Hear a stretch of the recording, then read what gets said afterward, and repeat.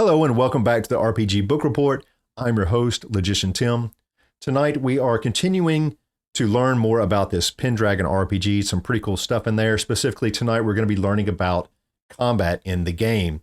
We're going to be talking about the melee round phases, the damage and knockdowns, standard and moving actions, combat modifiers, all that type of good stuff as it relates to the Pendragon RPG. We're going to be covering all of it tonight. But before we jump in, I just want to ask quickly, if you like this type of content, go ahead and like the video. It does help, believe it or not. You can subscribe to, it's totally free. If you would like to support the channel, consider buying me a cup of coffee. That link is in the description as well. Okay, let's jump into that combat chapter in Pendragon. Okay, so we have the book cracked open to the 6th chapter called Combat. So whenever you're fighting in Pendragon, the combat is broken down by what they call melee rounds, and this is in a lot of different RPGs. The melee round is the basic time measurement for like your single and small group combat. The melee round is just enough time to basically make one action, and the melee rounds just kind of continue until the fight is over, either by winning or losing, or you've disengaged from combat, you retreat, something like that. So it just kind of keeps going over and over again until it's over, right? Now, the book talks about only one action being used per melee round. What they mean here really is that you get one category of action and not necessarily just one action. And I'll be explaining that in just a little bit.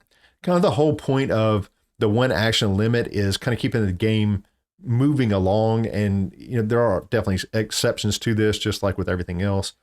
Basically, each melee round is going to follow a distinct procedure that is made up of these 5 phases. Now, the first phase is what they call the determination phase. The second phase is the resolution phase. Then you have the winners phase, the losers phase, and then finally the movement phase. So this first phase is where everyone fighting will state kind of what they want to do this round. And these are things like kind of what weapons you want to use, specifically what target and which targets, because you can't have multiple targets that you're going to have this round, those type of things. Now, if you are fighting another player character, instead of stating out loud what you're going to do and just kind of giving away all your plans, what you're both going to do is just write that down quickly on a piece of paper and hand that to the GM. And that way the other person doesn't go, oh, well, he's going to do this, I'm going to do this, right? But once you state whatever it is that you're going to do, you can't change it later on in these melee phases, okay? So once you determine it, that's it. Now, they do tell us that enemies that are within 1 yard of you, they are considered engaged. And so you can, fight with those people or creatures, whatever they may be. If you're further than 1 yard, you will have to end up moving closer to them to be able to fight that creature or player or whatever it may be. And so the movement kind of takes place later on in the movement phase of the combat. So the first phase is basically just saying what you're going to do. The second phase is the resolution phase. So the resolution phase is where anything that is basically not movement that you talked about in the declaration phase, this is where whatever you kind of said is going to be resolved, right? So if you want to do a skill or a combat skill, something like that, you're going to roll those dice right now. So if you're fighting somebody else and you're engaged in combat, this is when both of you will roll your combat skills along with any modifiers using those opposed resolution rules that we talked about in a previous video. So that's when you're going to do that kind of stuff. Now, different outcomes will happen depending on whether your rolls succeed or fail, if a critical success or a fumble, or if there's a tie, because you can't have a tie. Now, if one person succeeds and another fails, then you will then go on to the winner's phase, the next phase. If both fighters fail the rolls, then, kind of both miss that round and kind of nothing happens. There's no damage, dealt to anybody. And you're both going to skip the winners and the losers phases. So it's kind of like, you just both whiffed and that's it. Now, if you both roll the same number and are both successful, then that basically is a tie with basically the same results as failing, which kind of like nothing happens. The only difference is here is that if one person has a sword and the other person doesn't have a sword, is using some other type of weapon, then whatever that other weapon is will be broken by the sword, which is pretty darn cool, right? It's like a huge bonus to wielding a sword. You are a knight, right? Now, a fumble means one of two things. Now, if you're holding a sword, you're going to drop it, or if you're using some other type of weapon, then that weapon is broken. Either way, the person that fumbles will have to rearm themselves before they can attack again. So that's kind of cool. Just keep that in mind. If you're fumbling, you have to kind of pick that up. Your squire have to help you out, something like that. Now, a critical success on a weapon roll means that you're going to do double damage for that weapon during the winner's phase. Let's check that out now. So after the rolls are made, the winner's phase is going to begin. And this is where the winner is going to roll their damage against the loser, right? Also, if the winner landed some big success, like a critical success or some awesome move that impressed the GM or whatever, then they might get an experience check with the weapon that they used here as well. So don't forget about the critical success means double damage. Don't forget. And basically, you're going to calculate your damage, what you're going to do. The damage that you inflict on the other player or creature is on your character sheet. And it's the way this is calculated is your size plus your strength divided by 6. And you round up if it's 0.5 or higher, round down if it's less than that. And that's the number of D6 that you're going to roll. And typically, you're going to roll like 3D6 or 4D6, something like that. So you're going to roll 3, D6 dice or 4D6 dice. That's how much damage you're going to inflict. So some weapons, though, will give you some bonuses. Some other weapons will give you, might take away a 1D6. Like if you're using a tiny little dagger, you might get a minus 1D6. But just be sure to know your weapons and know the kind of pros and cons of that weapon that you're using. Now, the next phase is the loser's phase. And this is where the person who lost the combat rolls, they check for any kind of special results and they take damage to their character. Okay. So the first thing they're going to do is the loser's going to check and see if they are knocked down. And you're on the verge of being knocked down if the damage dealt to you before armor or anything like that is equal to or greater than your size stat. So you're going to look at your size stat, look at the damage dealt to you before armor helps you or anything like that. And if it's equal to or greater, then you're on the verge of being knocked down. Now, as long as this damage isn't double your size stat, then you're able to make a dexterity roll to see if you're able to catch your balance and kind of remain standing. If you succeed on this dexterity roll, then you can carry on fighting as normal. If you fail the dexterity roll, then you basically fall to the ground. If you're on a mount, you will take fall damage, which is 1d6 as well. So yeah, bad thing. If you get hit very hard, watch out, you could be knocked down. Now, if you are knocked down, you have to wait until the next movement phase in order to stand back up. Not the movement phase coming up now, but the one after that, right? So if you're attacked while you're on the ground, then you're going to get a -5 modifier, and the attacker gets a +5 modifier to their combat rolls while you're on the ground. So there's a big advantage, disadvantage there. So after checking to see if you're knocked down or not, you will then take damage by subtracting any protection that you get from your armor. And they have this nice little armor table here for us. As you can see, different types of armor give you more protection than others. That makes sense. Regular clothes give you basically no protection, while chainmail gives you like 10. The heavier the armor, the less obviously dexterous that you are, and the more encumbered that you are. So note down those modifiers on the heavier stuff. And what you're going to do here is just subtract the armor protection from the damage, and that will show you what damage your character takes, right? Whatever that number is, you're going to take it and write it down on your character sheet underneath the heading of wounds. Okay, so those are your wounds. Then the next step is you're going to compare the actual damage with your character's major wound attribute to see if you suffer any additional effects from that blow that you took. And we'll be covering wounds more in the next video, so you'll learn more about that. So you'll also want to check your hit points with your unconscious attribute to see if you've taken too much damage, because you can take a lot of small damage and adds up something big too, right? So yeah, check that unconscious attribute to see if you've taken too much damage for your character, because if you do, your character can actually collapse, right? From all those little small things adding up. So to kind of sum up the losers round, first you're going to check and see if you're knocked down or not. You're going to subtract your armor protection from your damage. Then you're going to write down that damage underneath your wounds on your character sheet.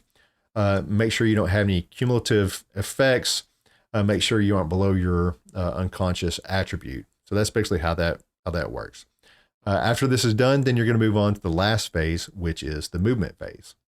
So the last phase of the melee round is the movement phase. So during that declaration phase, the very first one, you might have needed to or wanted to move somewhere, right? And this is the phase where you're going to do that. So if you're on foot or on a mount, it doesn't matter. You're going to move a number of yards equal to your movement rate, or if you're on a mount, the movement rate of your horse. Okay, so everyone that moves everybody that wants to move that round will move 1 yard at a time together. Okay, and then the second yard, they're going to move together. Then the third yard together, and so on until everybody has moved their movement rate distance. So like if you have a longer movement rate, then you'll go on to the fourth and fifth yard where somebody else will stop at 3. But everybody moves together at once. And you can stop moving at any time, but you cannot start back up again once you stopped. Now, if you were knocked down in a previous round, like we talked about before, this is where you'll pull yourself back up to your feet. And that's kind of how that works. So that's basically the 5 phases of melee combat. Now let's take a look at the different actions that you can take. So the book does provide us with a list of actions that are kind of typical in melee combat. Of course, this is not an exhaustive list, but I find it nice that games add lists like this in there so that you can get a better idea of kind of the spirit and what type of things that constitute an action in the game. And in Pendragon, there are 2 different types of actions. There's standard actions and moving actions. So as you can see, there are a lot of different types of actions that you can take in melee combat. Things like attacking, or attempting to dodge, or rearming yourself if you were disarmed, or your weapon broke or something like that. Even making squire rolls to see if your squire can help you out in some way or give you a new weapon or something like that. Those are all considered your standard actions in the game. Now, there are also moving actions that you can take on your turn as well. So, like I said earlier, you can move up to your full movement rate or your mount's movement rate if you're on a mount. You can mount or dismount a horse. You can reload a medium crossbow, which basically means that you're going to be able to shoot every other round. You can start to reload a heavy crossbow, which actually takes 3 full movement rounds to reload. So that means you're only going to be able to shoot those every once in a while. You can get up off the ground if you're knocked down, kind of like what we talked about before. All types of movement actions that you can take. So pretty cool stuff that they have. I like the way they give us this list of actions so that we can understand what types of things they're talking about. Now we know that combat is not always face-to-face, and it's not always on flat ground, right? In Pendragon, they use what they call modifiers to simulate the advantages and disadvantages in certain situations. Now, of course, these are just standard modifiers that the GM can change whenever he wants to fit whatever situation. But things like being in cover can make it harder to hit you, of course. Or maybe you've been in a melee fight for like an hour or 2 hours or something like that, and you're starting to get really tired. And then fatigue can set in and start to hinder your performance and your ability to keep fighting. Things like having the higher ground, maybe defending a wall from somebody trying to climb a ladder, and you're shooting down at them or something, or trying to swing a sword down at them or something like that. It's going to give you an advantage. It actually gives you a +5 modifier. It gives them a -5 modifier at the same time. And I really like the flexibility of these types of modifiers in the game. It allows the GM to really customize the encounters to reflect, the difficulty of whatever situation is going on, right? The terrain and things like that. Now, a lot of times you're going to be fighting just one-on-one, right? It's just you against the bad guy. But that's not always the case, right? Sometimes you're jumped by a group of bandits out of nowhere, and you find yourself fighting, more than one enemy, a group of enemies. And there are special rules for that here, which is pretty cool. Now, as a defender in this situation, you can choose to ignore some or all attackers if you want to, or maybe you just want to fight like 1 or 2 of them. And the game allows you to do this. Really cool stuff. And basically what you're going to do is you're going to divide your combat skill among those attackers however you see fit. And you do this in that declaration phase. And again, you can't change it once you announce it. And so what you're going to do here is you're going to divvy up your combat skill points to however you want. So let's say you're fighting 2 bad guys, and let's say your sword skill is currently 16. You simply state that I'm going to use 10 of my sword skill against bad guy number 1, and the remaining 6 of my sword skill against bad guy number 2. And you then just kind of make the rules as normal, where you would have a sword skill of 10 against bad guy 1 and a sword skill of 6 against bad guy 2, and just kind of roll everything else. And fighting this way means that you can attack 2 or more enemies in a single round, which sounds really fun. I kind of like that. Okay, that is about it for tonight. We did learn about how basic combat is done in Pendragon, even how to fight multiple enemies. The phases kind of seem a little bit complex at first, just kind of reading them, but I think it's something that would become, kind of second nature really quickly once you do it a few times. Some pretty cool stuff. Now, next time we're going to be learning all about wounds and healing in Pendragon, how first aid works, the difference between, light, major, and mortal wounds, how fast can I recover, all those type of things. Some good stuff, so don't miss it. Thank you so much for watching. I just want to ask that if you like this type of content, please like the video. It does help out, believe it or not.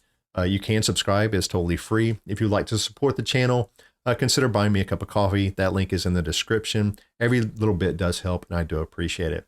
I will see you all on the next one, when we'll be going over the wounds and healing in the Pendragon RPG. We'll see you then. Bye.